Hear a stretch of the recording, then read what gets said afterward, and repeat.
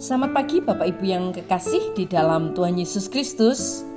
Pagi hari ini saya Eko Wahyu Suryaningsih kembali menyapa dengan kebenaran firman Tuhan yang terdapat dalam Amsal 10 ayat 19. Amsal 10 ayat 19, di dalam banyak bicara pasti ada pelanggaran, tetapi siapa yang menahan bibirnya berakal budi.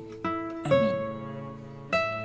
Bapak, Ibu, dan saudaraku yang kekasih di dalam Tuhan, kalau kita menghadiri sebuah pertemuan, umpamanya pertemuan di RT, arisan, atau mungkin bahkan rapat di gereja atau organisasi-organisasi tertentu, kita pasti pernah bertemu dengan orang yang banyak bicara, tapi tidak ada isinya.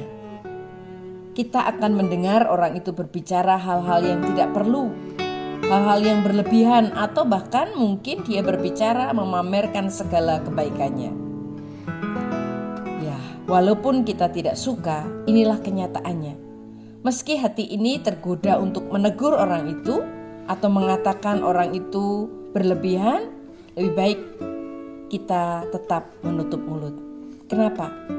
Karena kalau kita tidak bisa menahan bibir kita, itu adalah cara paling cepat untuk membuat musuh jangka panjang.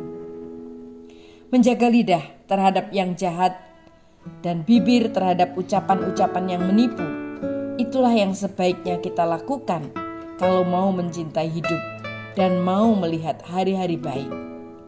Kita tidak bisa mengontrol perkataan orang-orang di sekitar kita, termasuk segala omong kosong yang mereka sampaikan. Tapi kita bisa mengontrol hati dan respon kita. Tuhan tidak pernah ingin kita sebagai anak-anaknya memiliki banyak musuh karena tidak mampu menahan bibir. Kalau seseorang bicara kosong kepada kita, tidak perlu membalasnya.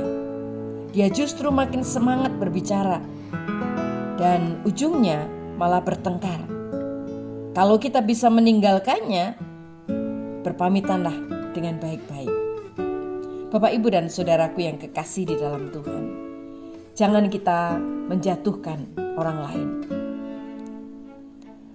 bahkan menjatuhkan di depan banyak orang. Sekalipun segala perkataan yang dia ucapkan tidak penting atau bahkan berlebihan, kita tidak perlu menegurnya di depan orang banyak, ataupun kita tidak perlu menyampaikan langsung kepadanya. Kita hendaknya menjadi pribadi yang berakal budi, yang tahu kapan waktunya kita harus diam dan kapan waktunya kita harus berbicara. Kalau ada orang menegur atau menasehati karena kita terlalu banyak bicara yang tidak penting, maka segera koreksi diri kita dan bertobatlah. Berhenti untuk tidak mengkritik orang lain, berhenti untuk tidak membicarakan orang lain. Jangan menjatuhkan seseorang di depan banyak orang. Amin. Mari kita berdoa.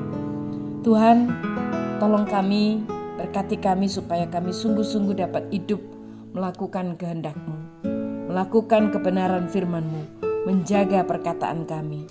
Karena firman-Mu berkata di dalam banyak bicara pasti ada pelanggaran, tetapi siapa yang menahan bibirnya berakal budi. Ajar kami Tuhan, supaya kami dapat mengendalikan respon hati kami maupun respon perkataan kami terhadap hal-hal yang ada di sekitar kami, sehingga kami dapat mengendalikan diri dengan baik. Dalam nama Tuhan Yesus kami berdoa. Haleluya. Amin.